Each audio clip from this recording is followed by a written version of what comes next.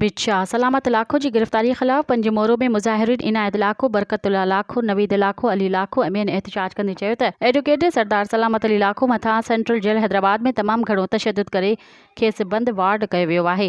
इन जी मुलाक़ात बंदि करे मथां ज़हनी जिस्मानी तशद्दुद कयो पियो वञे। असां उन जी सख़्त लफ़्ज़नि में मज़म्मत कयूं था। असां IG Sindh jail police, DIG Hyderabad police Hyderabad, SSP central jail ऐं वज़ीर आला सिंध, वज़ीर आज़म Pakistan, chief justice Sindh, chief justice Pakistan, chief of army staff खां मुतालबो कयूं था त एडवोकेट सरदार सलामत अली लाखो मथां सेंट्रल जेल हैदराबाद में जेको वर्ता कयो पियो वञे, जेको नाक़ाबिले बर्दाश्त आहे, खेसि कुझु बि थियो त उन जो ज़िम्मेवार हैदराबाद सेंट्रल जेल इंतज़ामिया हूंदी। हुननि चयो त संदसि मुलाक़ात खोलराई वञे ऐं संदसि घर भातियुनि ऐं दोस्तनि सां बेचैनी ख़त्म कई वञे। ॿी सूरत में एहतजाज जो दाइरो वसी कयो वेंदो। मज़ीद ख़बरनि ऐं तफ़सीलात लाइ विज़िट कयो असांजी वेबसाइट www.awamiNewsHD.com ऐं ॾिसंदा रहो अवामी न्यूज़ HD।